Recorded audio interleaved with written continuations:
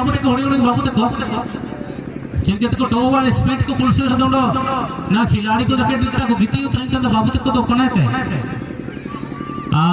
चलिए फैसला हो गया है।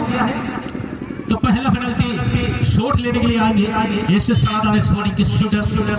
वही पर पिछले मुकाबले के hero man of the match रहे थे गोलकीपर ऑफ शॉलिन सॉकर इटा खुद के क्यान गोडशा। क्या इस क्वार्टर फाइनल के मुकाबले में भी उनके दस्ताने का कमाल हमें देखने को मिलेगा? क्या अपने अपोनेंट टीम के खिलाड़ियों पर वह दबाव डालने में सफल होंगे अपनी मौजूदगी में? और क्या जर्सी नंबर 5 अमन खुदादा अपनी टीम को पहली बढ़त दिलाएंगे इस टाई ब्रेकर के मुकाबले में? यह देखने वाली बात होगी। बिल्कुल ही अपना शिवाना प्लेयर उसको लिया है, वही पर हलचल उत्पन्न करने की कोशिश में किरण गोडशा गोल पोस्ट के बीचों बीच 22-24 गज की फीट की जो वह दूरी है, कहां तक छलांग लगाते हैं यह देखने वाली बात होगी।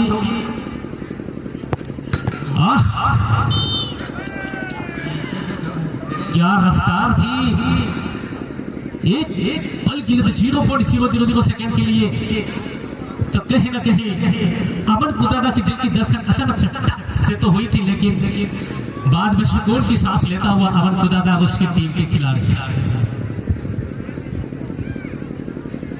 तो चलिए अगला शॉट गोल में तब्दील करने में सफल रहे एसएस सनातन स्पोर्टिंग। और अब बारी है शॉलिन सॉकर इटा कुदर की। एक जबरदस्त सेंटर बैक के खिलाड़ी अमन ने एक तेज तर्रार शॉट को नेट में तब्दील किया था, लेकिन इस बार मुकेश एक अनुभवी और तेज तर्रार खिलाड़ी, और ये भी और इसे कहते हैं नेस्तनाबूद कर देना। गोलकीपर को खनक भी नहीं लगने दिया कि गेंद किधर गई और किधर से नेट में समाई। अच्छा बिल्कुल उन्होंने अपने स्वाभाविक खेल पर भरोसा किया, क्योंकि इससे पूर्व उनके प्रयास में वो असफल रहे थे अपनी टीम के लिए बढ़त दिलाने में, लेकिन अपने स्वाभाविक खेल और जिस क्षेत्र में मारने के लिए वो सक्षम है उसी क्षेत्र को टारगेट किया। और इसलिए संदीप मैं अक्सर कहता हूँ कि एक अच्छा खिलाड़ी वही बनता है जो अपने बेसिक से भटकता नहीं है, जो अपना नेचुरल गेम खेलता है। हाँ जी बिल्कुल। फिलहाल दो बेहतरीन खिलाड़ियों के बीच जंग है।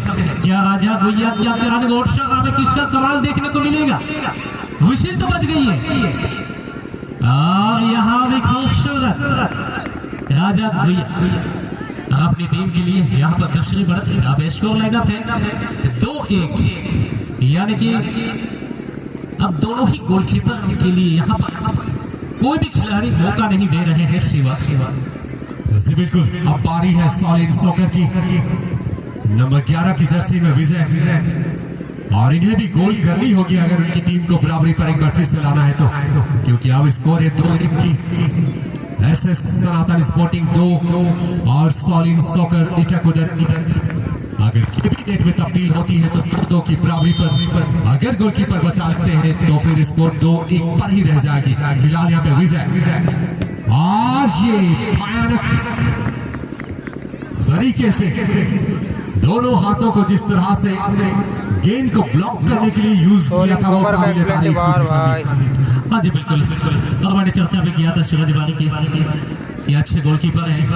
अमूमन मैंने देखा हुआ है उनकी गोलकीपिंग को खास टाइप ब्रेकर के मुकाबलों में, लेकिन अब सुजीत दियू काफी चर्चित खिलाड़ी, लेकिन आज के दिन जो है किरण गोडशा का भी है शॉलिन सॉकर इटा कुदर के गोलकीपर।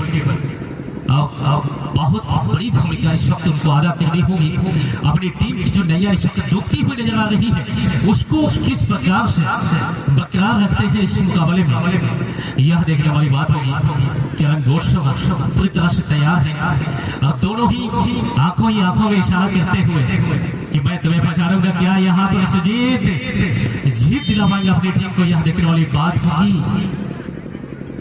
विशिष्ट बच गई है डुवेडे की स्थिति पर शॉलिन सॉकर।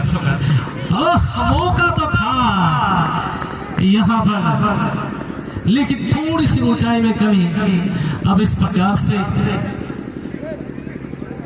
यहाँ पर स्कोर लाइन पर इजाफा होता हुआ और इसके पश्चात अगर यहाँ से एक भी मिस्टेक करते हैं तो निश्चित सी बात है सोलन सॉकर ठाकुर को इस टूर्नामेंट से बाहर का रास्ता देखना पड़ेगा। जी बिल्कुल, यहाँ से आप एक भी गलती नहीं कर सकते। हालांकि गोलकीपर कारण गोडसोरा वहां पे भाग लिए थे उस शॉट को, लेकिन गेंद को रोकने में नाकाम रहे थे। हो सकता है कि कारण ये भी हो कि उनकी थोड़ी सी जो हाइट है वो कम है और शायद इसी कारण से गेंद उनके हाथों के ऊपर से निकली थी सीधे नेट में। लेकिन यहाँ से एक छोटी सी भी गलती उनके लिए बहुत बड़ी हानिकारक हो सकता है। फिलहाल यहाँ पे राजू एक अच्छे खिलाड़ी, एक अच्छे शूटर, एक अच्छे शॉट की आवश्यकता है उनकी टीम को। यहाँ पे एक अच्छे शॉट की आवश्यकता और बिना मेहनत के यहाँ पे जीत जो है सोलन सॉकर ईटाकुदन ने बिना मेहनत के एसएस सनातन स्पोर्टिंग के झोली की ओर धकेला है और धीरे धीरे ऐसा लग रहा है कि ये जो जीत है कहीं ना कहीं जीत की जो खुशबू है ये कहीं ना कहीं अब एसएस सनातन स्पोर्टिंग की ओर बहने लगी है। संदीप जी बिल्कुल, मुझे भी ऐसा ही प्रतीत होता है। अगर आप इतने बड़े खिलाड़ी होकर के भी कम से कम टारगेट का फोकस करना चाहिए, क्योंकि बाहर होना बहुत बड़ी गलती माना जाएगा। टारगेट पर चूंकि गोलकीपर को उसी के लिए रखा जाता है, तो अगर वो बचा भी लेते हैं तो वह उनकी कला की तारीफ होगी। लेकिन अब देखना होगा असिस्टेंट गोलकीपर की भूमिका पर इस वक्त आए हैं मुकेश गो।